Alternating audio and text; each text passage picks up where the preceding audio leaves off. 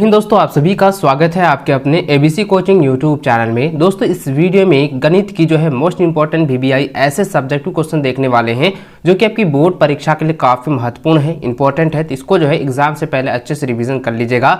और दोस्तों इस वीडियो को अपने सभी दोस्तों के साथ शेयर करते हुए वीडियो को लाइक जरूर करेंगे। और चैनल पर पहली बार आए हैं तो आप सभी से रिक्वेस्ट है चैनल को सब्सक्राइब करने के साथ बेल आइकन को प्रेस जरूर कर लें। तो चलिए दोस्तों क्वेश्चन की ओर चलते हैं। उससे पहले दोस्तों मैं आप लोगों को बता दूं कि आप लोगों के लिए जो है most important VBI objective question का जो है लगभग जो है आपका 120 ऐसे क्वेश्चन दिए हैं मैंने, जो कि आपकी बोर्ड एग्जाम के लिए काफी इंपॉर्टेंट है। उसको आप अभी तक नहीं देखे हैं तो प्लेलिस्ट पर जाकर देख लीजिए, नहीं तो वीडियो सेशन में वीडियो है, वहां से भी आप उस वीडियो को देख सकते हैं। सभी ऑब्जेक्टिव क्वेश्चन जो है जो कि आपके 100% जो है आपकी बोर्ड की परीक्षा में लड़ने के पूरे चांस है। और इस वीडियो में जो भी सब्जेक्टिव क्वेश्चन मैं आपको बताने वाला हूं उसको आप लोग अच्छे से अगर पूरी तरह से रिवीजन कर लेते हैं तो मैं गारंटी के साथ कहूंगा कि इसमें से एक भी सवाल आपका नहीं छूटने वाला है। और इसको जो है आप पूरी तरह से तैयार कर लीजिए, ठीक है। चलिए दोस्तों आगे बढ़ते हैं। तो देखिए सबसे पहला सवाल आपका जो है खंड मतलब क से है, जैसे कि सेक्शन ए से दी गई है, जिसमें आपको 7 सवाल जो दिए जाएंगे, 7 में से आपको 5 ही सवालों का जवाब देना है, जो कि प्रत्येक प्रश्न जो आपका 2 अंक का होगा, ठीक है। देखिए यहाँ पे देख सकते हैं कि पहला सवाल जो दिया गया है कहता है कि 510 और 92 का एचसीएफ और एलसीएम ज्ञात कीजिए।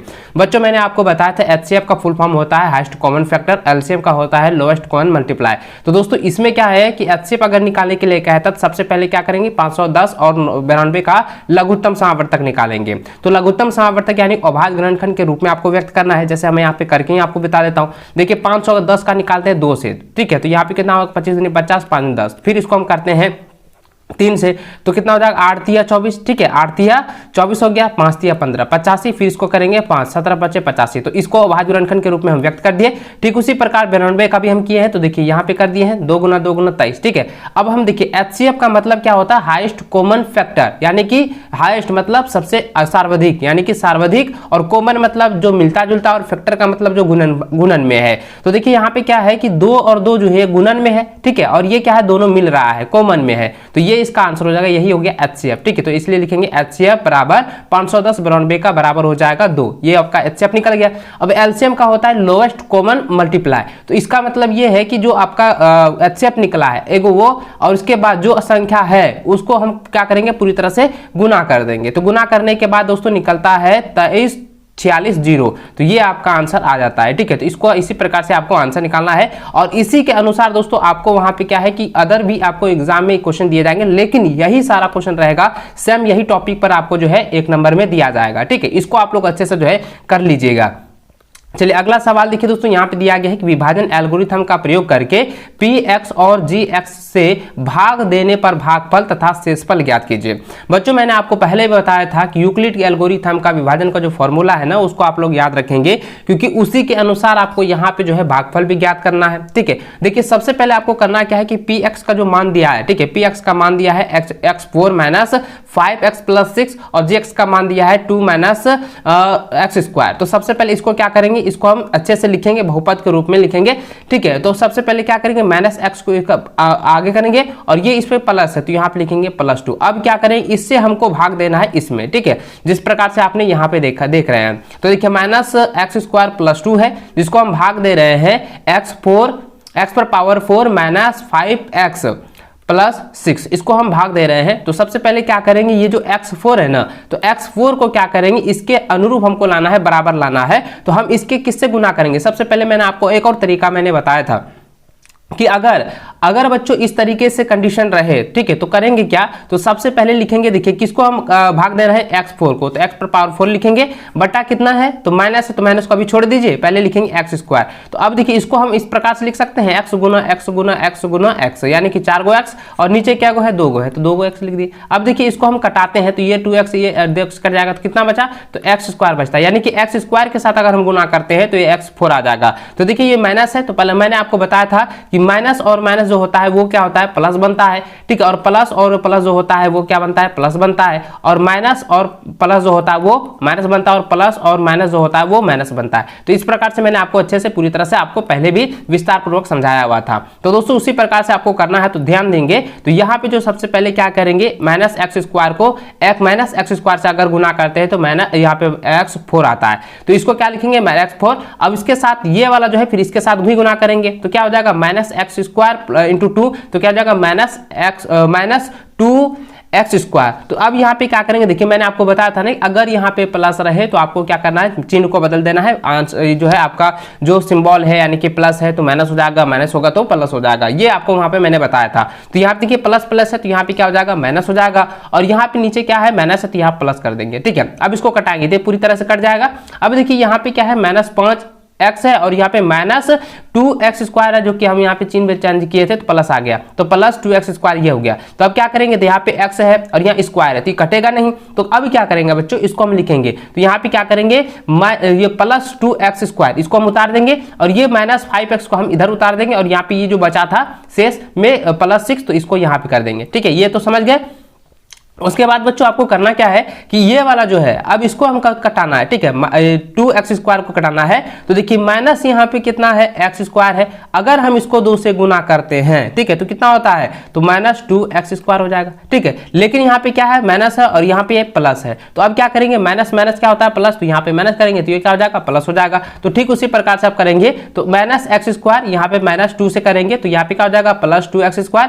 यहाँ पे इसके साथ अब इसको करेंगे, 2 दूनी कितना हो जाएगा, 4, तो यहाँ प्लस माइनस माइनस हो जाएगा, -4 लिखेंगे। अब देखिए ये जो है पूरी तरह से कट गया, क्योंकि मैंने आपको बताया था प्लस है तो माइनस हो जाएगा, और ये सिर्फ बचा है -5x, तो -5x यहाँ लिखेंगे, और यहाँ पे देखिए ये प्लस है तो ये माइनस है, तो इसको चेंज करेंगे तो क्या हो जाएगा, प्लस हो जाएगा, तो 6 4 कितना होगा, 10। तो इस प्रकार से आपका आंसर निकल चुका है। यहाँ पे कह रहा था भागफल और शेषफल ज्ञात कीजिए, तो दोस्तों यहाँ पे आपका भागफल देखिए निकल चुका है। भागफल क्या है, भागफल ये है -x² -2 है, और शेषफल निकला है -5x + 10। ठीक है, ये वाला जो है आपका आंसर हो चुका है। इसी प्रकार से आपको सॉल्व भी करना है। मैंने किस तरीके से सॉल्व करना है ये भी मैंने आपको बहुत पहले भी आपको बताया था, और एक बार फिर से मैंने आपको बताया दिया है। ठीक है, चलिए अगला सवाल दिया गया है कि एक त्रिभुज ABC की भुजा BC पर एक बिंदु D इस प्रकार स्थित है कि कोण ADC बराबर कोण BAC है। दर्शाइए कि कोण CA² बराबर CB × CD है। बच्चों मैंने आपको पहले बताया था पाइथागोरस प्रमेय। ठीक है, पाइथागोरस प्रमेय में बताया था ना कि कर्ण जो होता है, कर्ण का स्क्वायर बराबर होता है लंब स्क्वायर × आधार स्क्वायर। उसी फॉर्मूले के आधार पर आपको यहाँ पे ज्ञात करनी है। देखिए यहाँ पे सबसे पहले समझेंगे, यहाँ पे कुछ की दिया है, देखिए क्या दिया हुआ है, दिया है कोण ADC बराबर कोण BAC, ये दिया हुआ था, तो इसको हम यहाँ पे लिखेंगे। उसके बाद देखिए सिद्ध क्या करना है, तो लिखेंगे सिद्ध करना है कि CA² बराबर CB × CD है। ठीक है, अब देखिए प्रमाण लेंगे, तो ध्यान देंगे दोस्तों, यहाँ पे जो त्रिभुज दिया गया है आप इसको देखें, तो यहाँ पे देखिए त्रिभुज ABC लिया गया और BC का मध्य बिंदु जो है एक D लिया गया है, जो कि आप यहाँ पे देख पा रहे हैं, जो कि प्रश्नानुसार यहाँ पे जो है बनाया गया है। उसके बाद दोस्तों लिखेंगे प्रमाण त्रिभुज ABC एवं त्रिभुज DAC से। ठीक है, त्रिभुज ABC एवं त्रिभुज DAC से अब लिखेंगे कोण ADC बराबर कोण BAC, जो कि पहले से दिया हुआ है, पहले से क्या है, दिया है। ठीक है, उसके बाद लिखेंगे कोण C बराबर कोण C जो है ये क्या है, उभयनिष्ठ है। क्या लिखेंगे, उभयनिष्ठ है। ठीक है, अब इसको अच्छे से देखते जाइए और इसको अच्छे से समझ लीजिए। देखिए अब देखिए दोस्तों, यहाँ पे दो कोण जो है बराबर है, तो यहाँ पे जो कोण A और कोण D जो है ये क्या है, समरूप में दर्शा रहा है। तो अब यहाँ पे क्या लिखेंगे दोस्तों, ध्यान देंगे, क्योंकि यहाँ पे D और A जो है ये भी बराबर है, और कोण C और कोण C एक उभयनिष्ठ है। तो हम आपको मैंने बताया था ना, एक मैंने 3 रूप में बताया था, AA समरूपता, ठीक है, और यहाँ पे बताया था SAS समरूपता, ठीक है, और एक बताया था SSS समरूपता और AAA समरूपता, ये आपको मैंने बताया था। और उसके बाद बताया था RHS समरूपता, ये सभी मैंने आपको अच्छे से बताया था। तो दोस्तों यहाँ पे ध्यान दीजिए, जब दो कोण जो है यहाँ पे मिल रहा है, कॉमन में है, तो हम लिखेंगे AA समरूपता, एंगल समरूपता से त्रिभुज ABC। ठीक है, यहाँ पे क्या हो जाएगा, त्रिभुज ABC समरूप होगा त्रिभुज DAC। अब लिखेंगे BC, ठीक है, ये BC बट्टा क्या हो जाएगा, AC हो जाएगा, BC बट्टा AC, तो BC बट्टा क्या हो जाएगा, AC लिखेंगे।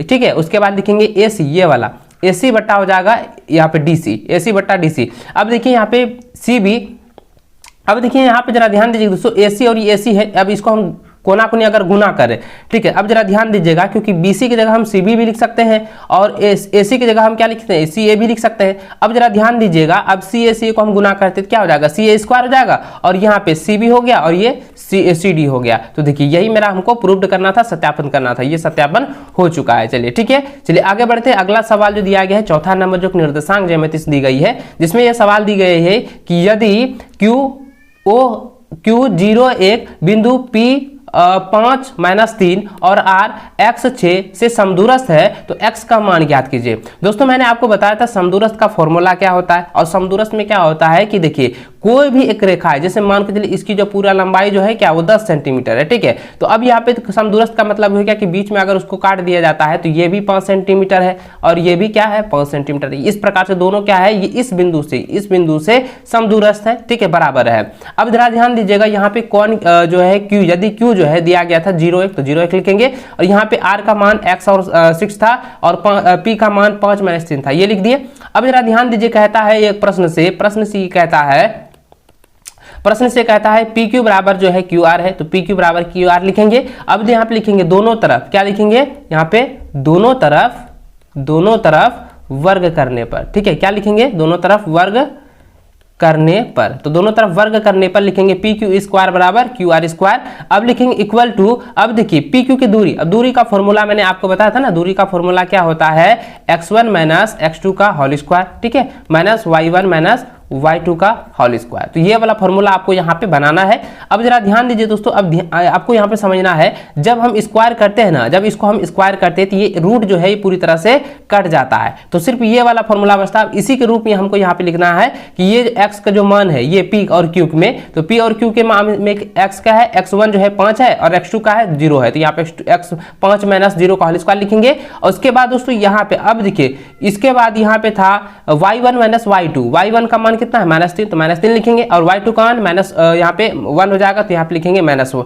तो इसको क्या करेंगे, देखिए अब देखिए 5 माइनस 0 का होल स्क्वायर प्लस -3 माइनस 1 का होल स्क्वायर बराबर लिखेंगे। ठीक उसी प्रकार से क्यू आर का स्क्वायर भी लिखेंगे, जिस तरीके से पी क्यू स्क्वायर का मैंने लिखा है, व्यक्त किया है। अब लिखेंगे, देखिए यहाँ पे इसका मान क्यू का मान जो है क्या है कि x का मान कितना है 0 है, x का मान 0, x1 का मान 0 और x2 का मान x है, y1 का मान -1 है 1 है और यहाँ पे y2 का मान 6 है, तो ठीक लिखेंगे x माइनस 0 का होल स्क्वायर प्लस 6 माइनस 1 का होल स्क्वायर। अब देखिए इसको हम सॉल्व करते हैं, 5 में अगर 0 को घटाए तो 5 आएगा, तो लिखेंगे सिर्फ 5 स्क्वायर, प्लस लिखेंगे माइनस माइनस क्या होता है प्लस होता है 3 और 1 कितना हो जाएगा -4 स्क्वायर हो जाएगा, बराबर लिखेंगे x का स्क्वायर प्लस 5 स्क्वायर, ठीक है।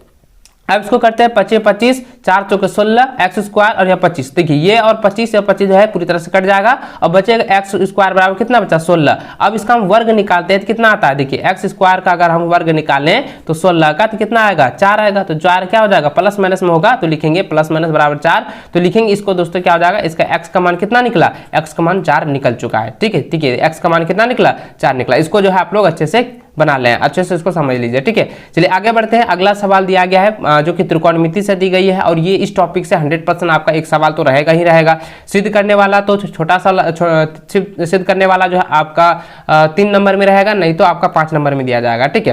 देखिए यहाँ पे जो दिया गया है कि मान निकालें कि 2 tan 30 डिग्री और इंटू कॉस 30 डिग्री है, तो लिखेंगे देखिए tan 30 डिग्री का मान कितना होता है 1/√3 होता है और कॉस 30 डिग्री का मान होता है √3/2 होता है। अब देखिए यहाँ पे 2 है और 1/√3 गुना √3/2 लिखेंगे। अब बराबर देखिए, अब इसको क्या करेंगे दोस्तों, इसको हम इसको कटा सकते हैं, 2 को कटा दिए, अब यहाँ √3 और √3 ये भी कट जाएगा तो बचेगा कितना 1, तो यही आपका आंसर हो गया, ठीक है। चलिए आगे क्वेश्चन देखिए, यहाँ पे 6ठा नंबर दिया गया है कि 2 संकेंद्रीय वृत्तों की त्रिज्याएं 5 सेंटीमीटर और 3 सेंटीमीटर है, बड़े वृत्त की उस जीवा की लंबाई ज्ञात कीजिए जो छोटे वृत्त को स्पर्श करती है। दोस्तों मैंने आपको बताया था कि अगर किसी भी त्रिज्या से कोई भी स्पर्श रेखा काटती है या कटती हुई प्रतीत होती है तो वहां पे जो है 90 डिग्री का जो है कोण प्रदर्शित होता है, वहां पे 90 डिग्री का कोण बनता है, जो कि आप यहां पर देख पा रहे हैं कि जो ओ केंद्र वाले 2 संकेंद्रीय वृत्त है, जिसमें कि छोटा वृत्त की जो त्रिज्या है वो 3 सेंटीमीटर है और बड़े वृत्त की जो त्रिज्या है वो 5 सेंटीमीटर है, ठीक है, जो कि इससे 2 सेंटीमीटर बड़ा है। तो अब यहाँ पे देखिए ये भी कहता है कि बड़े वृत्त की उस जीवा की लंबाई भी ज्ञात कीजिए, जीवा जो कि ए बी जीवा है, उसके बाद कहता है कि छोटे वृत्त की स्पर्श करती हुई है, तो यहाँ पे स्पर्श कर रही है, आप देख रहे हैं यहाँ पे स्क्रीन पर, ठीक है। अब देखिए यहाँ पे लिखेंगे उत्तर में, तो आपको करना क्या है कि ओपी जो है वो लंब क्या है AB है, यानी कि जो आप स्क्रीन पर देख रहे हैं त्रिभुज, यहाँ पे वृत्त से जो है आपका यहाँ पे ली गई है कि वृत्त से लेंगे कि ओपी जो है वो लंब AB पर है, AB क्या है एक क्या है ये आपका जीवा है और ये जो है OP जो है एक क्या है त्रिज्या है, तो OP जो है ना वो AB पर लंब है, ठीक है। उसके बाद लिखेंगे समकोण त्रिभुज AOP में AP स्क्वायर बराबर OA² माइनस OP², जो कि पाइथागोरस प्रमेय से है। मैंने आपको बताया था ना, यहाँ पे जरा ध्यान दीजिए। तो AP क्या हो जाएगा, AP मेरा क्या है, ये आधार है ना, AP आधार है, और ये क्या है, लंब है, और ये क्या है, कर्ण है। और मैंने बताया था, ठीक है, इसको मैंने आपको बताया था कि h² बराबर होता है P² प्लस B², और B² का फॉर्मूला होता है H² माइनस P²। ठीक उसी प्रकार से यहाँ पे हम व्यक्त करेंगे, AP² बराबर हो जाएगा OA² माइनस OP², पाइथागोरस प्रमेय से हम लिखेंगे। ठीक है, उसके बाद दोस्तों यहाँ पे देखिए AP का स्क्वायर, तो AP² तो कुछ नहीं है, ठीक है, AP की स्क्वायर हमको ज्ञात करनी है। अब देखिए OA का मान दिया है 5 सेंटीमीटर, OA का मान यानी कि बड़ी त्रिज्या का मान दिया है 5 सेंटीमीटर, जो कि लिखेंगे 5², और OP का मान है 3, तो 3 का स्क्वायर लिखेंगे। अब लिखिए यहाँ पे AP² बराबर हो गया 5 25 और 3 3 9, 25 और 9 में घटाएंगे तो 16 आएगा, और AP का मान निकाले 4 सेंटीमीटर। तो देखिए यहाँ पे इसकी जो लंबाई निकला, जीवा की जो इसका जो निकला ना, तो कितना निकला 8, AP का मान निकला है 4 सेंटीमीटर, 4 सेंटीमीटर, और A भी जो है पूरी तरह से जीवा है, तो जीवा की लंबाई तो ये दुगुना है ना, तो इसका यहाँ से आधा, तो ये दुगुना है, तो अब लिखेंगे यहाँ पे जीवा की लंबाई। ठीक है, इसीलिए जीवा की लंबाई AB बराबर हो जाएगा 2AP बराबर 2 गुना 4 सेंटीमीटर, यानी कि बराबर हो जाएगा 8 सेंटीमीटर। यही आपका जीवा की लंबाई ज्ञात हो जाएगा। ठीक है, चलिए आगे बढ़ते हैं। अगला सवाल देखिए, दिया गया है कि एक बक्से में 3 नीले, 2 सफेद और 4 जो है लाल कंचे हैं। यदि इस बक्से में से एक कंचा यादृच्छा निकाला जाता है तो इसकी प्रायिकता है कि यह कंचा सफेद है, नीला है, लाल है और लाल नहीं है।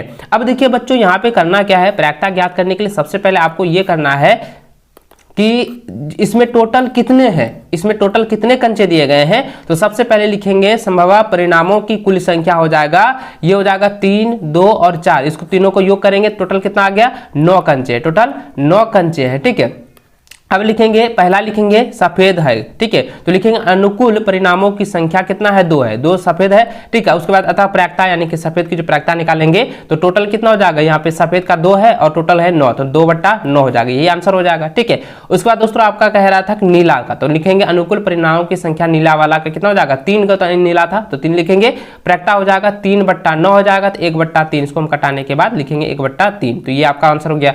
उसके बाद बच्चों आगे बढ़ते हैं, अगला जो आपका दिया था लाल है, तो लाल का ज्ञात करेंगे, लाल कितनी है, लाल जो है 4 गो है, तो लिखेंगे अनुकूल परिणामों की संख्या हो जाएगा 4, और प्रायिकता लाल का निकालेंगे 4/9, यही आपका आंसर हो गया। ठीक है, चलिए अब कह रहा है कि लाल नहीं है, तो लाल नहीं है मतलब जितना भी लाल है, अब देखिए लाल नहीं है का मतलब क्या हुआ, जो लाल है ना, लाल जो 4 है इसको अब छोड़ देना है और बाकी जितना भी नीला और सफेद को योग कर देना है। तो नीला और सफेद को योग करेंगे, 3 और 2 कितना हो गया, 5 हो जाएगा। तो अब लिखेंगे अनुकूल परिणामों की संख्या हो जाएगा 5, और प्रायिकता लाल नहीं का निकालेंगे 5/9। इस प्रकार से आपका जो है आंसर क्लियर हो चुका है। ठीक है, चलिए आगे बढ़ते हैं। अगला सवाल जो है आपका सेक्शन बी से है, जो कि प्रत्येक सवाल जो है 3 अंक का होगा। इसमें भी 7 सवाल आपको दिए जाएंगे और आपको 5 ही सवालों का आंसर देना है। ठीक है, चलिए आगे बढ़ते हैं। देखिए यहाँ पे 8वां नंबर सवाल दिया गया है कि 868 तथा 255 का HCF यूक्लिड विभाजन एल्गोरिथम का प्रयोग कीजिए।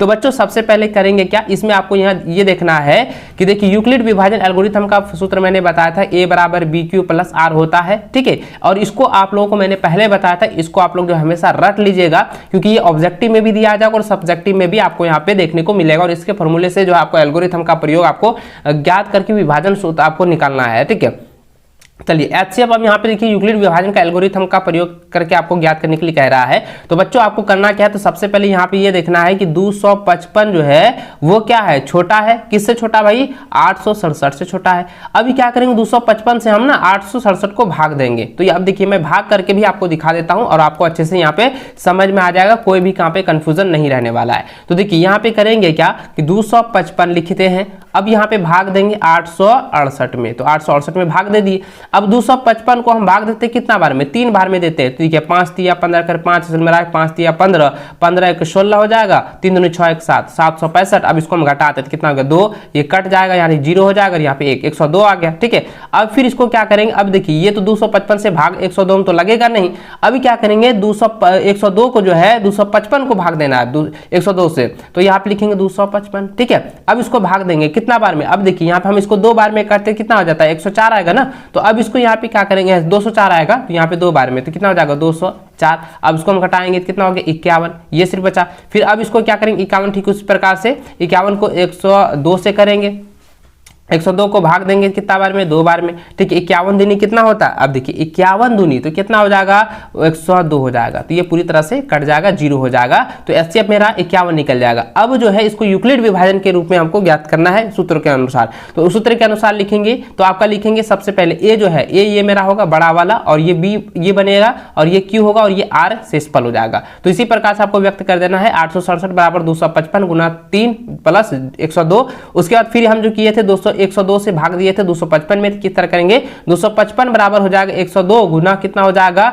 गुना 2 प्लस हो जाएगा 51, ठीक है। उसके बाद फिर 51 से 102 में भाग दिए थे, लिखेंगे 102 बराबर 51 गुना 2 प्लस 0। अब देखिए ये पूरी तरह से कट गया, तो किससे कटा था, 51 से भाग देने पर पूरी तरह से कट गया था, यही मेरा एचसीएफ निकल जाएगा। इसलिए लिखेंगे अतः एचसीएफ 867 देखिए 867 255 बराबर हो जाएगा 51, तो यही आपका आंसर हो जाएगा, ठीक है। इसको आप लोग कॉपी में नोट कर लीजिए, इसको आप लोग अच्छे से बना लीजिएगा। अगला प्रश्न दिया गया कि ग्राफी विधि से हल ज्ञात कीजिए। दोस्तों मैंने आपको बताया था ग्राफी विधि से आपको किस तरीके से ज्ञात करना है। सबसे पहले क्या करेंगे, समीकरण फर्स्ट से लेंगे, तो देखिए समीकरण फर्स्ट मेरा दिया गया है x - y + 1 बराबर 0, उसके बाद दिया है 3x + 2y - 12 बराबर 0, जो कि समीकरण फर्स्ट और सेकंड हम मान लेते हैं, ठीक है। अब देखिए यहाँ पे करना क्या है कि ग्राफ ज्ञात करने के लिए दोस्तों आपको करना क्या है, देखिए सबसे पहले क्या करेंगे, अगर यहाँ पे पहला समीकरण दिया था x - y + 1 बराबर 0, हम क्या करेंगे y निकालते हैं, तो y को हम क्या करते हैं, देखिए समझिएगा, इसको हम यहाँ से आपको सॉल्व करके दिखा रहे हैं। देखिए x यहाँ पे है, ठीक है, -y है, बराबर इसको करेंगे तो -1 हो जाएगा, ठीक है, ये -1 हो गया। अब देखिए x हम अगर इसको करते हैं तो y को -1 करते हैं तो माइनस क्या हो जाएगा, -1 हो गया, और ये इधर आके क्या हो जाएगा, माइनस हो जाएगा, ठीक है, माइनस ना होगा या तो माइनस हो जाएगा x। देखिए ये इसमें कॉमन करते तो माइनस कटेगा तो कितना हो जाएगा, y हो जाएगा, बराबर हो जाएगा x + 1 हो जाएगा, तो इसको हम यहाँ पे लिख लेंगे, तो यहाँ पे x लिख लिए। उसके बाद दूसरा समीकरण यहाँ पे लिख देंगे, तो यहाँ पे क्या हो जाएगा, 3x + 2y - 12 बराबर 0, तो 2y बराबर हो जाएगा 12 - 3x। अब उसी प्रकार से लिखेंगे y बराबर कितना हो जाएगा, 12 - 3x बराबर ये हो जाएगा 2, तो इस समीकरण को हम यहाँ पे लिख देंगे। अब देखिए यहाँ पे करना क्या है, इतना तो आप समझ गए। अब उसके बाद बच्चों यहाँ पे क्या करेंगे, अगर x का मान हम 0 लिखते हैं तो यहाँ पे कितना हो जाएगा, y का मान 1 आएगा, ठीक, y का मान कितना आएगा, 1 आएगा, x का मान 0 तो y का मान 1, और अगर x का मान -1 रखते हैं तो -1 रखते हैं तो ये कितना हो जाएगा, -1 0, तो यानी कि 0 हो जाएगा, ठीक। उसी प्रकार से यहाँ लिखेंगे जब x का मान हम 4 लेते हैं, x का मान अगर हम 4 लेते हैं तो ये क्या हो जाएगा, इसका मान जो है 0 हो जाएगा, y का मान अगर y का मान हम 0 लेते हैं, y का मान जो है अगर हम 0 लेते हैं या x का मान अगर हम 0 लेते हैं तो y का मान आता है 6, तो यहाँ पे इसी प्रकार से व्यक्त करेंगे। अब इसको जो है ग्राफ में आपको इस तरह से दर्शा देना है, जो कि आप यहाँ पर देख पा रहे हैं, और इसके बारे में मैंने पूरी डिटेल के साथ आपको बताया था कि ग्राफ की विधि से जो है किस तरीके से हम इस तरह से जो है निर्देश दे सकते हैं, ग्राफ में आप लोगों को बना सकते हैं, ठीक है। चलिए आगे बढ़ते हैं। अगला सवाल जो है आपका 10 नंबर दिया गया है, कहता है कि किसी एपी का प्रथम पद जो है यानी 5 है, अंतिम पद जो है 45 है और योग जो है वो 400 है, पदों की संख्या और सारवंतर ज्ञात कीजिए। दोस्तों प्रथम पद यानी ए जो है वो 5 दिया है, अंतिम पद यानी कि एन यानी कि एल जो है वो 45 दिया है, और एस का मान यानी कि योग का मान जो है वो 400 दिया है। कहता है कि पदों की संख्या यानी कि आपको जो है एन का मान ज्ञात करना है, और सारवंतर यानी कि डी का भी मान आपको ज्ञात करना है।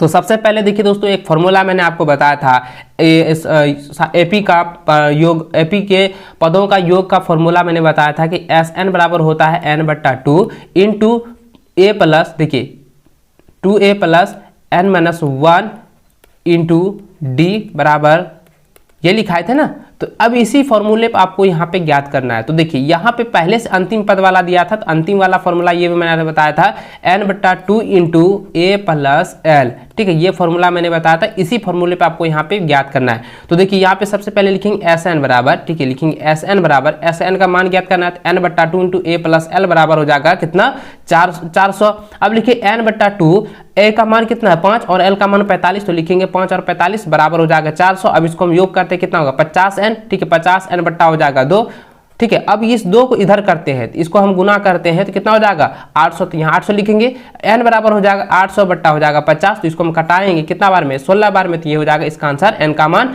n का मान nवां पद कितना निकला, nवां पद जो निकला है वो निकला है 16, ठीक है, 16 निकल गया। अब ये कह रहा है कि अब जो है इसका सारवंतर ज्ञात कीजिए। अब सारवंतर ज्ञात करने के लिए अब इधर ध्यान दीजिएगा, an का मैंने फॉर्मूला बताया था, an का फॉर्मूला बताया था a + n - 1 इंटू डी, ये फॉर्मूला फॉर्मूला बताया था, अब इसी के रूप में आपको यहाँ पे व्यक्त करना है। तो a plus n minus 1 into D बराबर हो जाएगा 45, एन एल का मान यानी कि 45 दिया था, a का मान an का मान 45 दिया हुआ था, ठीक है पहले से। तो अब लिखेंगे a plus 16 minus 1 into D बराबर हो जाएगा 45। अब लिखेंगे 15d, ठीक है, इसको हम करेंगे तो कितना हो जाएगा 15d हो जाएगा। अब इसको हम इधर कर देंगे, 45 माइनस हो जाएगा 5, तो इसको हो जाएगा 15d बराबर हो जाएगा 40। अब इसको कटाएंगे d बराबर 40/15, तो 8 पंचे 40 और 5 दिया 15, तो इसको हो जाएगा 8/3। यही आपका सर्वांतर निकल चुका है, ठीक है। चलिए आगे बढ़ते हैं। अगला सवाल निर्देशांक ज्यामिति से दी गई है। मैंने आपको कहा था कि 2-3 सवाल निर्देशांक ज्यामिति से पूछे जाएंगे और यही टॉपिक पर आपको अच्छे से रिविजन करना है, पढ़ना है। चलिए देखिए 11 नंबर सवाल दिया गया है कि k का मान ज्ञात कीजिए यदि बिंदु 7 माइनस 2, 5, 1 और 3 के संरेखी है, यानी कहता है जो है संरेखी है। तो लिखेंगे मान दिए गए बिंदु ए बी, ठीक है, यानी कि आपको जो है सभी बिंदु को मान लेना है कि माना कि जो है बिंदु जो है ए 7 माइनस 2, बी 5, 1 और सी जो है 3 के है। तो लिखेंगे देखिए ए बी का जो है संरेख में हमने बना दिया है, ठीक है। अब लिखेंगे तीनों, चूंकि तीनों बिंदु जो है संरेखी है, तो अब देखिए संरेखी में हम क्या लिखाए थे, त्रिभुज का क्षेत्रफल का एक फॉर्मूला मैंने आपको बताया था, जो कि आप यहाँ पर देख रहे हैं। त्रिभुज का फॉर्मूला बताया था 1/2 into x1 into y2 minus y3 plus x2 into y3 minus y1 plus x3 y1 minus y2 बराबर 0। ये मैंने आपको फॉर्मूला पहले भी बताया हुआ था। अब यहाँ पे जरा ध्यान दीजिएगा। अब इस फॉर्मूले के क्या करना है, सबसे पहले आपको इस प्रकार से देखना है, ये जो है मेरा x1 है, ये क्या है x2 है, ठीक है, ये x2 है और ये x3 है, ये y1 है, ये y2 है और ये y3 है। अब ये व्यक्त हो चुका है। अब यहाँ पे क्या करेंगे, इसके अनुरूप लिख देना है। तो वो 1/2 पहले से था, 1/2 पहले से लिख देंगे सूत्र के अनुसार। अब यहाँ पे देखिए x1 का मान हो जाएगा 7, y2 का मान हो जाएगा 1 और y3 का मान हो जाएगा k, ठीक है। अब यहाँ पे व्यक्त करेंगे और x2 का लिखेंगे, x2 का मान कितना है 5, तो 5 लिखेंगे इंटू हो जाएगा y3 का मान हो जाएगा k और y1 का माइनस हो जाएगा कितना -2, तो माइनस माइनस प्लस हो जाएगा k + 2 हो जाएगा, ठीक है। और x3 का मान है 3, तो 3 लिखेंगे इंटू लिखेंगे। और देखिए यहाँ पे फॉर्मूला था y1, तो y1 का मान कितना है, y1 का जो मान है वो -2 है, तो लिखेंगे -2 और y2 का जो मान है कितना है 1, तो यहाँ पे हो जाएगा -1 सूत्र से, तो बराबर लिखेंगे 0। अब देखिए इसको हम सॉल्व करते हैं, आगे हम इसको सॉल्व करते हैं। तो यहाँ पे देखिए क्या होगा कि 1/2 और देखिए 7 यहाँ पे करेंगे तो ये हो जाएगा 1 - k, तो 1 - k लिख देंगे, प्लस हो जाएगा 5 और k + 2 लिखेंगे और इसको हम करेंगे तो कितना हो जाएगा 3 × -2 - 1 बराबर 0। अब देखिए लिखेंगे 1/2 7 और इसको कटाएंगे ना, इसको जरा ध्यान दीजिए, इसको हम करेंगे 7 × 7 हो जाएगा और 7 के, तो यहाँ पे 7 × 7 और -7 के, इसको करेंगे 5 के, ये 5 के और 5 दूनी 10 हो जाएगा और इसको हम कटाएंगे कितना, देखिए ये हो गया 3 × -3, तो कितना हो गया 3 × 9 -9 हो गया बराबर 0। अब इसको क्या करेंगे, इसमें के जो है ना इसको हम क्या करेंगे, देखिए ये -7 है और यहाँ पे +2 है, +5 है, तो करेंगे 7 में 5 को घटा देंगे कितना बचेगा, तो -2 के हो जाएगा। अब ये 10 और ये 17, ये 10 और 7 17 और उसमें 9 घटाएंगे तब बचेगा 8, तो लिखेंगे 8 - 2 के बराबर 0, इसलिए लिखेंगे 2 के बराबर हो जाएगा, इधर 8 इधर करेंगे तो कितना हो जाएगा, तो ये हो जाएगा माइनस, तो माइनस माइनस जो है यहाँ पे देखिए हम इसको यहाँ पे कर देते हैं, तो ये 2 के है और बराबर हो जाएगा -8, तो ये -2 ये माइनस माइनस जो है कट जाएगा, तो लिखेंगे 2 के बराबर 8, तो यहाँ पे के बराबर हो जाएगा 8/2, तो बराबर निकल गया, इसको कटाने के बाद तो 4, तो ये आपका हो जाएगा के का मान 4 निकल चुका है, ठीक है। चलिए आगे बढ़ते हैं। अगला सवाल जो आपका मैंने जिस तरीके से बताया था कि त्रिकोणमिति में जो है 3 नंबर का एक सवाल दिया जाएगा जो कि सिद्ध करने वाला होगा, और देखिए यहाँ पे दिया हुआ है, कहता है सिद्ध कीजिए कि sec a + tan a × 1 - sin a बराबर जो होता है वो cos a होता है। तो दोस्तों मैंने आपको बताया था sec का फॉर्मूला, tan का फॉर्मूला, ठीक है। देखिए sec का फॉर्मूला होता है 1/cos a, तो इसको लिखेंगे 1/cos a, और tan का होता है sin θ/cos θ, तो यहाँ पे थीटा का जगह a है तो sin a बट्टा हो जाएगा cos a और यहाँ पे 1 - sin a, ठीक है। बहुत आसान है, इसको आप लोग अच्छे से समझिएगा तो इसको आप लोग इजी तरीके से आपको बन जाएगा। अब जरा ध्यान दीजिए 1 + sin, तो लिखेंगे 1 + sin, इस दोनों में कॉमन आएगा तो कितना लिखेंगे, सिर्फ cos लिखेंगे cos a। अब देखिए ये है था 1 - sin पहले से, अब देखिए इसके साथ अगर हम गुना करेंगे तो a + b × a - b क्या होता है ए माइनस बी का ए स्क्वायर माइनस बी स्क्वायर होता है, ए का स्क्वायर करेंगे एक होगा और साइन स्क्वायर करेंगे तो साइन स्क्वायर ए हो जाएगा बट्टा कॉस ए। अब देखिए साइन स्क्वायर ए है ना, तो साइन स्क्वायर ए का फॉर्मूला होता है 1 माइनस साइन स्क्वायर ए का फॉर्मूला होता है कॉस स्क्वायर ए, यानी कि 1 माइनस साइन स्क्वायर थीटा बराबर होता है कॉस स्क्वायर थीटा। तो थीटा की जगह ए था, लिखेंगे कॉस स्क्वायर ए बट्टा हो जाएगा कॉस ए। तो इसको हम कटाएंगे तो कितना हो जाएगा, सिर्फ कॉस ए बचेगा, तो यहाँ पे लिख देंगे कॉस ए। तो यही आपका आंसर हो गया, इसको प्रूव कर दिए हैं। यानी कि ये जो आपका सिद्ध करने के लिए कह रहा था कि sec a plus tan a into 1 minus sine A बराबर होता है cos a, तो 1 आपको यहाँ पे देखिए LHS बराबर हो जाएगा RHS, ये आपका प्रूव्ड हो चुका है। ठीक है, चलिए आगे बढ़ते हैं। अगला सवाल दिया गया है 13 नंबर, जिसमें दिया गया है कि एक त्रिभुज ABC बनाइए जिसमें जो है BC बराबर 6 सेंटीमीटर, AB बराबर 5 सेंटीमीटर और कोण ABC बराबर जो है 60 डिग्री हो, तो फिर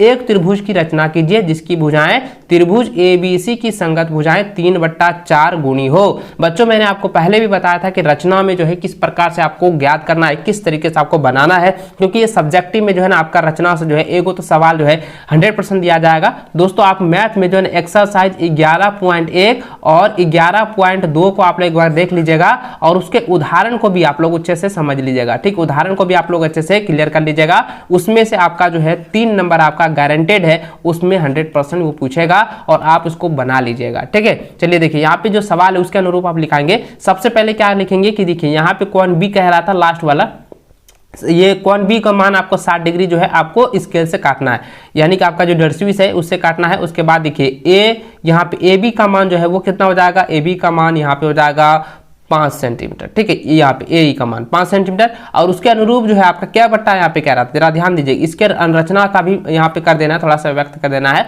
देखिए यहाँ पे ये कह रहा है 3/4, तो 3/4 तो सर्वाधिक कितना है 4, तो यहाँ पे क्या लिखेंगे बी का यहाँ पे अनुरूप में जो है 4 को ले लेंगे। अब यहाँ पे ये कह रहा था कि B3 का जो है B3 और ये B4 पर यानी 3/4 के अनुरूप लिखेंगे। तो इस तरीके से जो है दोस्तों आपको रचना कर देना है, जो कि एक वीडियो में आपको लिंक दे दूंगा डिस्क्रिप्शन में, उसको आप लोग देख लीजिएगा तो आपको समझ में आ जाएगा किस तरीके से इसको जो है व्यक्त किया जाता है, बनाया जाता है। ठीक है, चलिए आगे दोस्तों, आगे अगला क्वेश्चन दिया गया 14 नंबर की त्रिज्याएं 21 सेंटीमीटर वाले एक चाप केंद्र पर 60 डिग्री का कोण अंतरित करता है, ज्ञात कीजिए चाप की लंबाई त्रिज्यखंड का क्षेत्रफल। ये काफी आसान है और काफी इंपॉर्टेंट भी है और आपके बोर्ड एग्जाम के लिए इस बार पूछे जा सकते हैं, इसको आप लोग अच्छे से जो है तैयार कर लीजिएगा। दोस्तों यहाँ पे जरा ध्यान दीजिएगा कि आर का मान यानी त्रिज्या का मान 21 सेंटीमीटर और थीटा का मान दिया है 60 डिग्री और त्रिज्यखंड का क्षेत्रफल क्या होता है, थीटा गुना 2 पाई यानी होता है, यानी थीटा बटा 360 डिग्री गुना होता है 2 पाई आर होता है। तो अब इसी फॉर्मूले पे आपको यहाँ पे ज्ञात करना है, बताना है।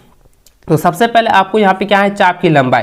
तो चाप की लंबाई में क्या होता है बच्चों, देखिए चाप की लंबाई का जो फॉर्मूला होता है थीटा बटा 360 डिग्री गुना 2 पाई आर। अब देखिए यहाँ पे हम क्या कर सकते हैं, ध्यान दीजिएगा, अगर इसको हम 2 से कटा देते हैं तो कितना 180, तो अब लिख सकते हैं पाई आर थीटा बटा 180 डिग्री। अब लिखेंगे पाई का मान है 22/7, तो 22/7 लिखेंगे, गुना त्रिज्या का मान 21 और गुना लिखेंगे 60/180। अब इसको कटा सकते हैं, देखिए इसको हम कटा दिए है ना, 7 या 21। अब इसको भी कटा सकते हैं 60, तो अब देखिए अब ये 60 और 60 कट जाएगा तो बचेगा कितना, सिर्फ 22 सेंटीमीटर। तो यही आपका आंसर हो गया चाप की लंबाई।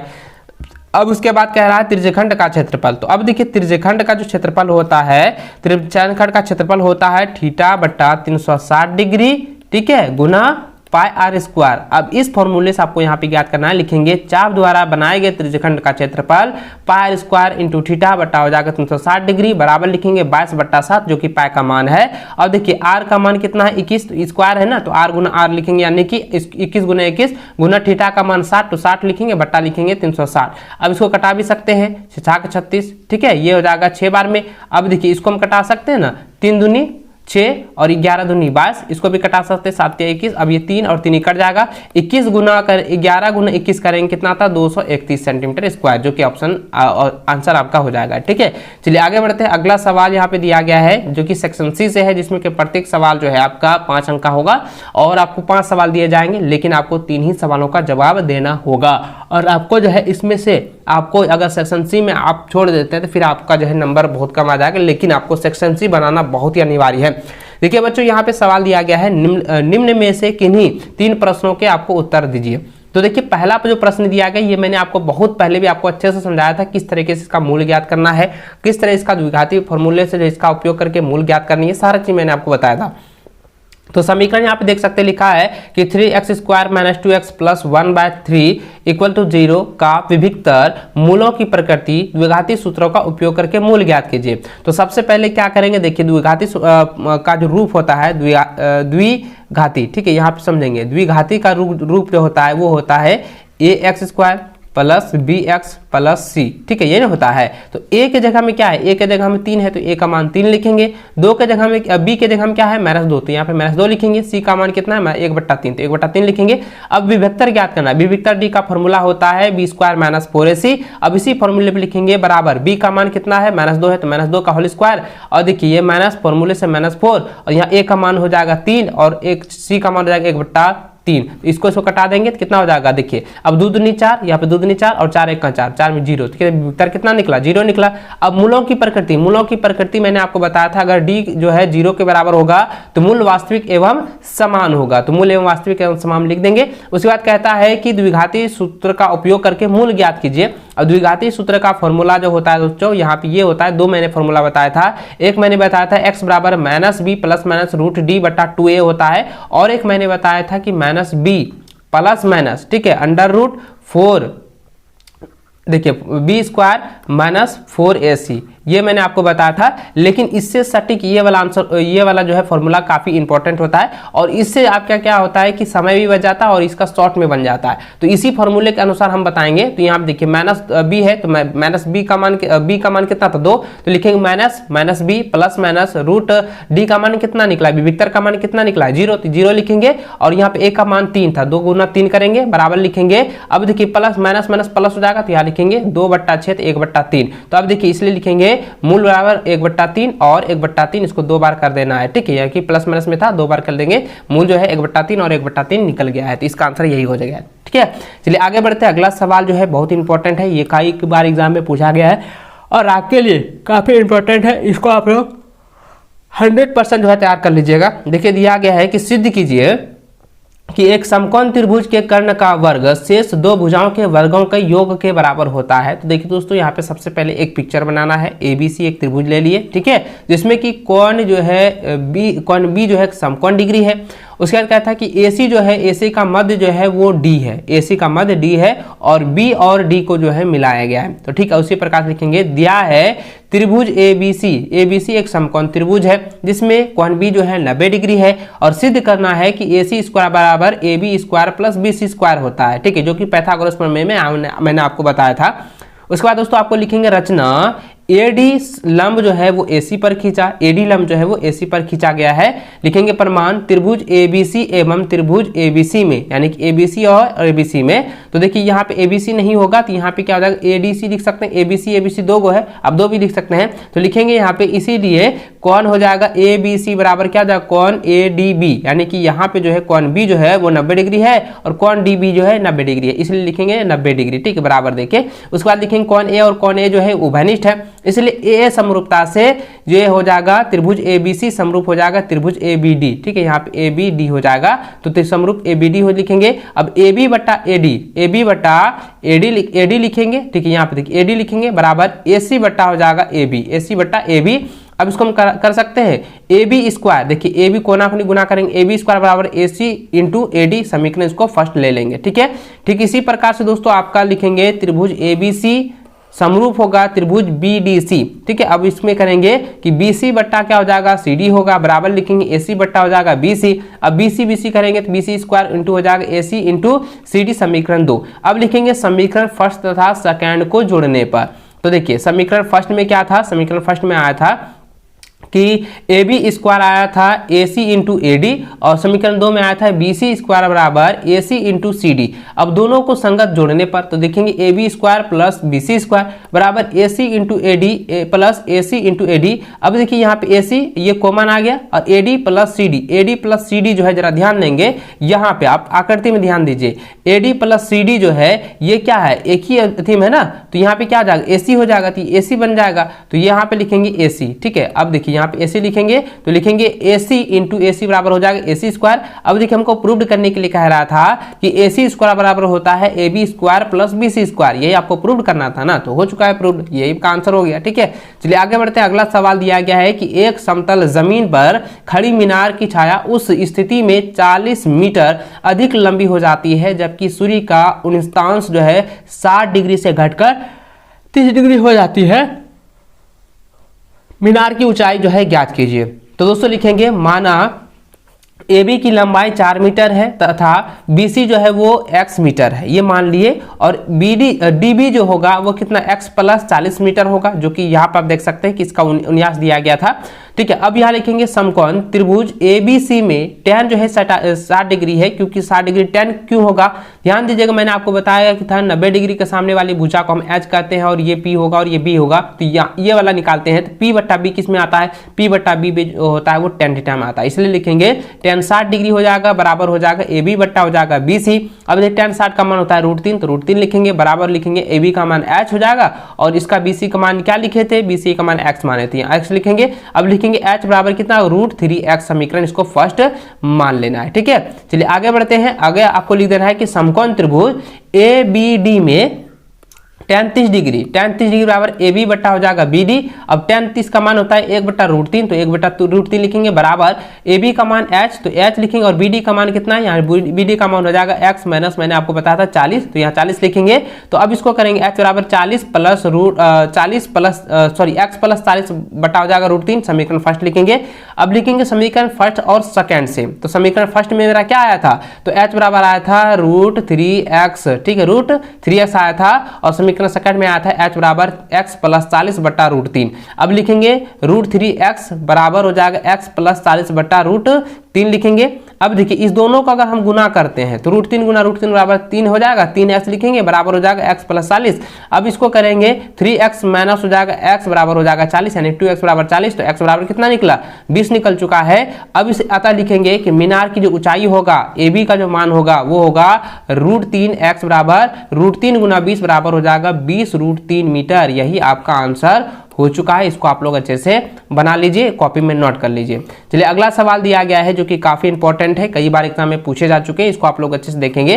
देखिए दिया गया है कि धातु की चादर से बना और ऊपर से खुला एक बर्तन शंकु के एक चिन्ह के आकार का है जिसकी ऊंचाई 16 सेंटीमीटर तथा निचले और ऊपरी सिरों की त्रिज्या क्रमशः 8 सेंटीमीटर और 20 सेंटीमीटर है, तो 40 रुपये प्रति लीटर की दर से इस बर्तन को पूरा भर सकने वाले दूध का मूल्य ज्ञात कीजिए। तो बच्चों सबसे पहले जरा ध्यान दीजिएगा, कोई एक बाल्टी इस प्रकार से है, ठीक है, एक बाल्टी कोई इस प्रकार से दिया गया है जिसमें कि ऊपरी और निचली जो है यहाँ पे दिया गया है कि ऊपरी जो है जो त्रिज्या वो है वो 20 सेंटीमीटर, यहाँ पे ऊपर वाला कितना है 20 सेंटीमीटर और नीचे वाला कितना 8 सेंटीमीटर है, और कहता है कि इसकी जो ऊंचाई है ना, इसकी यहाँ से यहाँ तक जो ऊंचाई है वो कितना है 16 सेंटीमीटर। तो लिखेंगे R1 जो है यानी कि बड़ी त्रिज्या जो है 20 सेंटीमीटर है, R2 जो है वो 8 सेंटीमीटर है और ऊंचाई जो है वो 16 सेंटीमीटर है। लिखेंगे बर्तन की धारिता यानी कि बर्तन यानी कि ये जो आपका है बर्तन की जो है आयतन ज्ञात करेंगे। तो देखिए बच्चों मैंने आपको बताया था बेलन का, ठीक है, बेलन का जो आयतन होता है ना किस प्रकार से होता है बच्चों, तो यहाँ पे जो है दो अर्धगोलाकार भी है, तो लिखेंगे बेलन का होगा तो बर्तन का जो आयतन होगा 1/3 पाई इंटू H होगा into R square, R1 square plus R2 square plus R1 into R2 हो जाएगा। अब लिखेंगे 1/3, तो यहाँ पे देखिए इसमें तो आपका पाई का मान 3.14 लेना है, 3.14, तो 1/3 गुना 3.14 गुना हो जाएगा 16, ये H का मान 16 था, और ये बड़ी त्रिज्या जो 20 है तो 20 का स्क्वायर करेंगे, छोटी का R 8 का स्क्वायर करेंगे और आप 20 गुना 8 लिखेंगे, ठीक है। अब आगे आपको बढ़ना है, तो यहाँ पे देखिए सबसे पहले आपको करेंगे क्या, अब इसको हम गुना कर देते हैं, तो 50 दशमलव हो गया 24, ठीक है, यानी 50/24 कैसे आया, देखिए यहाँ पे हम गुना करते हैं 3.14 और 16 का गुना करते हैं आता है 50 दशमलव आता है 24। तो अब इसको लिखेंगे 50.24 बट्टा हो जाएगा 3 गुना 20 का स्क्वायर के 400, 8 का स्क्वायर के 64 और इसको गुना के कितना 160 हो जाएगा। अब देखिए इसको सभी को जो है ना योग कर देना, जोड़ने के बाद आता है 624। अब इसको हम कटा सकते हैं 208 बार में। अब देखिए 208 और 50.24 को गुना करते हैं तो आता है 10,499.9092, ठीक है, 92। तो ये आपका जो है आयतन निकला सेंटीमीटर क्यूब में। अब इसको लीटर में बदलते हैं तो 1000 हो जाएगा, तो यानी 10,449 10.92 बट्टा हो जाएगा 1000 लीटर, ये आपका लीटर में हो गया। ठीक है, अब इसको ऐसे भी कटा भी सकते हो, आप इसको कटा भी सकते हो, तो यहाँ पे 1 2 3 यानी हो जाएगा 10.449992, इस प्रकार से लीटर हो जाएगा। इस प्रकार से भी कर सकते हैं। चलिए आगे आपको लिखना है कि इसका जो दूध की जो मूल्य है तो वो लिखेंगे 40 रुपया प्रति दर की दर से मूल्य लिखेंगे 40 गुना 10,492 बट्टा 1000।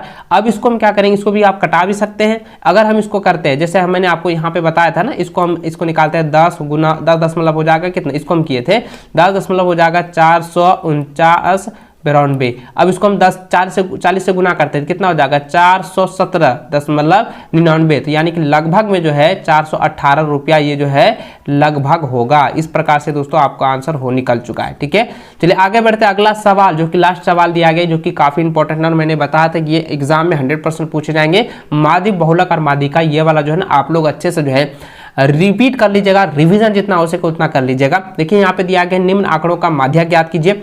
दोस्तों माध्यक ज्ञात करने के लिए मैंने बताया था कि आपका जो है 3 खंड में जो आपका घर बनता है, और उसमें कि पहला जो है वर्ग अंतराल रहेगा, दूसरा बारंबारता रहेगा, और तीसरा में आपका संचयी बारंबारता निकालना। संचयी बारंबारता क्या होता है कि 2 बारंबारताओं का योग। ठीक है, जैसे कि यहाँ पे देखिए लिखा है बारंबारता मैंने लिया, संचयी बारंबारता निकालेंगे तो 10 और 5 कितना हो जाएगा, पहले लिखेंगे 5 और 10 5 यहाँ हो जाएगा 15, और 15 फिर 18 जोड़ेंगे 33, 33 में 30 जोड़ेंगे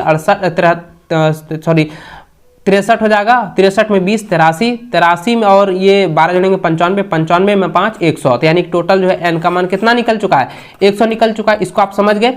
आगे बढ़ते इसके फॉर्मूले के अनुसार। अब लिखेंगे माध्यक, तो माध्यक लिखेंगे तो यानी कि n/2 जो है, n/2 का मान क्या 100/2 यानी 50 आ गया। माध्यक वर्ग, माध्यक वर्ग मैंने आपको बताया था ना बच्चों, माध्यक वर्ग मैंने क्या बताया था, तो माध्यक मैंने वर्ग बताया था कि जो n/2 यानी n/2 से ठीक बड़ी संचयी बारंबारता का वर्ग अंतराल, तो बड़ी यहाँ पे क्या है 63, ये बड़ी है 50 से, तो इसके वाला बारंबारता, तो यहाँ पे वर्ग अंतराल कितना 30 40, तो लिखेंगे 30 40। निम्न सीमा कितना है, निम्न सीमा 30 है, तो लिखेंगे 30। और वर्ग माप यानी ऊंचाई कितना है, तो 40 और 40 में 30 घटाएंगे 10, तो यहाँ पे 10 हो जाएगा। बारंबारता यानी कि f मैंने बताया था कि इसकी जो बारंबारता कितनी है, तो वर्ग अंतराल की बारंबारता कितना हो जाएगा 30, तो यहाँ 30 लिखेंगे। अब लिखेंगे माध्यक वर्ग के ठीक पहले वाला संचयी बारंबारता CF का मान कितना हो जाएगा 33, ये निकल चुका है CF, ये निकल चुका F, और ये जो है आपका माध्यक वर्ग। ठीक है, और n/2 मैंने बताया था। चलिए अब इसके फॉर्मूले के अनुसार जाते हैं। अब लिखिए माध्यक का जो फॉर्मूला होता है वो होता है L + n/2 - CF/F × H। तो अब इसके फॉर्मूले L का मान कितना था 30, तो 30 लिखेंगे। n/2 का मान कितना 50 आया, CF का मान 33 और F का मान 30, इसको लिखेंगे गुना H क्या हो जाएगा 10। चलिए अब इसको करते हैं, तो 30 हो जाएगा, 50 में हम 33 घटाएंगे तो 17, और बटा नीचे कितना है 30, गुना हो जाएगा 10, इसको हम कटा सकते हैं 10 या 30। ठीक है, तो यहाँ 30 + 17/3, अब 17/3 को हम करेंगे तो 5 × 15 और 6 यहाँ पे 7, तो यहाँ हो जाएगा 30 प्लस हो जाएगा 5.67, तो लिखेंगे इसको हम जोड़ने के बाद कितना 35.67, यही आपका आंसर निकल चुका है, माध्यक हो चुका है। दोस्तों इस वीडियो में मैंने जो 19 क्वेश्चन आपको बताए हैं, 19 में से आपको बोर्ड की परीक्षा मात्र 13 ही सवालों का जवाब देना है, और इन सभी क्वेश्चन को आप जितना हो सके उतना जो आप लोग अच्छे से जो है रिवीजन कर लीजिए, क्योंकि इसमें से 100% जो है एक क्वेश्चन जो है आपका टच होने वाला है। इसको आप पूरी तरह से जो है तैयार कर लीजिएगा, और इसी टॉपिक पर, जी हाँ दोस्तों, इसी टॉपिक पर आप लोगों को अच्छे से रिवीजन करना है। और भी आपका जो है गेसेस पेपर है उसको इसी टॉपिक पर आपको रिवीजन करना है, और अदर टॉपिक कोई भी नहीं देखना है सब्जेक्ट में। यही सारा क्वेश्चन जो आपकी बोर्ड की परीक्षा के लिए काफी इंपॉर्टेंट है। ठीक है, तो चलिए दोस्तों आगे बढ़ते हैं। इससे पहले आप हमारे चैनल को सब्सक्राइब करने के साथ बेल आइकन को प्रेस कर लें, और वीडियो को लाइक अपने सभी दोस्तों के साथ शेयर भी जरूर करेंगे। ठीक है।